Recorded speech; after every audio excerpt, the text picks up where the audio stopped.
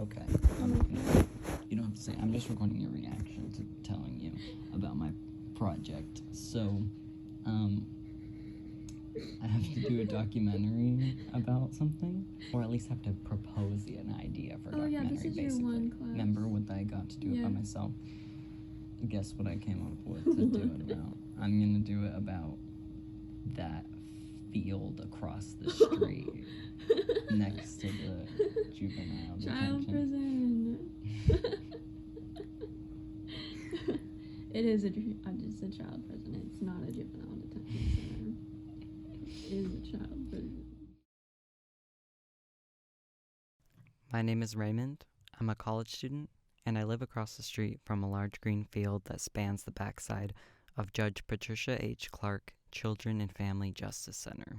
Since we moved in July, my roommates and I have always felt uneasy when we see people using the field as a hangout spot or a dog park. No. Like, but it's utilized like a park. Yeah, but it's also weird because Like, it's like basically a dog park. right. And more. But it's just weird. Me and Joe almost went and just hung out there the other day because it was that really sunny day and we wanted to go to Cal Anderson, but we were like, oh, let's just go across here. And we ended up going because we were getting your meds. But like, we literally we were like, it's just perfect. It's just a piece of, like, a huge, yeah. And every day when I walk to class, like, I intentionally walk past it instead of walking down 14th because I like to walk next to it and then go that nice little route because there's trees and, like, it's pretty looking at the city while you're walking in, like, but it's weird knowing what it is. Yeah. I wondered, is Children and Family Justice Center just a way around saying detention center? What happens there? What is the purpose of the lawn? Are community members allowed to use it? Is it owned by the city or private? Can they see people who are out on the grass?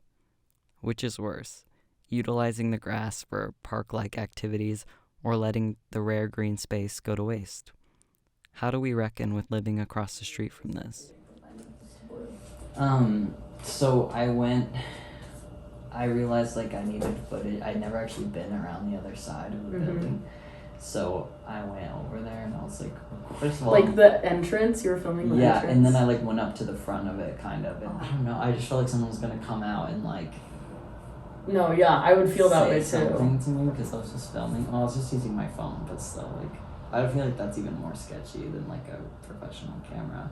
But I'm like, it's government building, like, it's not like I can't record there. Yeah. But I don't think.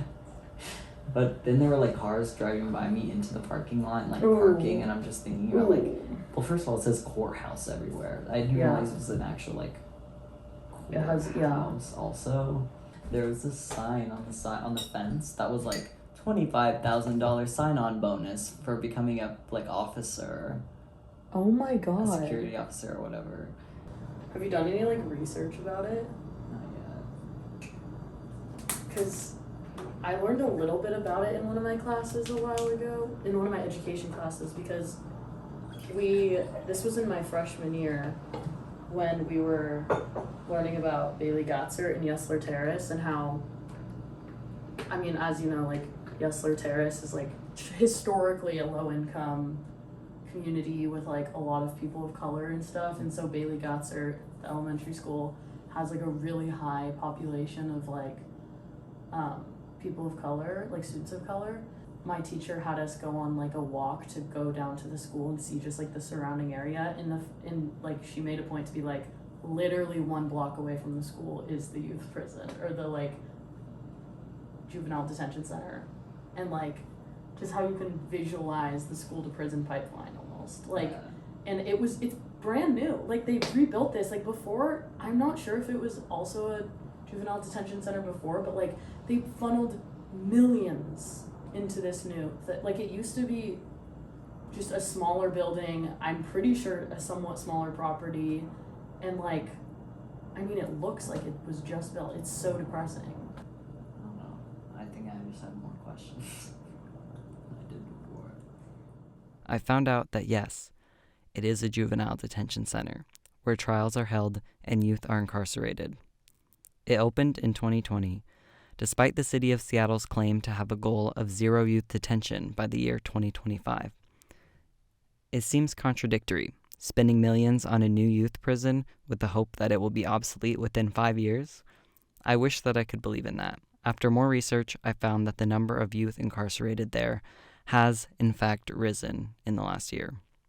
While there are some statistics and information that's publicly available, the numbers felt cold and distant from the lives of the children and families that are tangled up in this so-called Justice Center. I had looked at this building every day for months, but it was difficult to find out information about what goes on inside. I couldn't help but think of this as an extension of the justice system. Maybe it's intentionally confusing and vague. Maybe only the people on the inside know what really goes on. My classmate Claire saw what I was working on and wanted to help. Although we were nervous, we wanted to get a closer look. We reached out to the facility directly, asking permission to film inside. Y'all better not have closed early. Sometimes it gets close to 5 and they just tap out.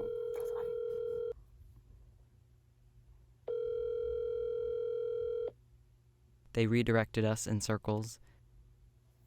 Why is this taking so long? Usually like The robot answers. that would be helpful. Then we could talk to something. Made some vague excuses. It's literally never rung this long for me.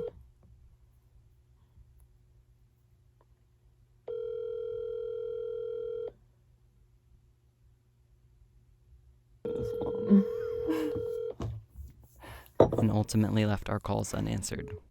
Damn!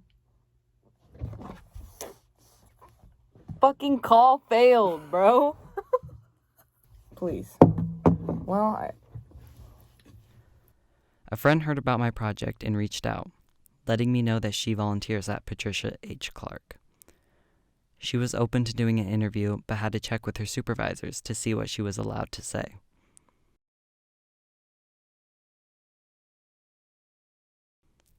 We got our hopes up, excited to finally hear from someone who had been through the doors. Unfortunately, by the time of this recording, her supervisor has still not responded. We felt stuck. What started as curiosity about a field of grass turned into a tangled web of information, resulting in more questions than answers. It's easy for most people to go about their lives without thinking about those who've been incarcerated. I know that I did. But since I moved here, I can't ignore what sits at my doorstep, the injustices that occur just across the street.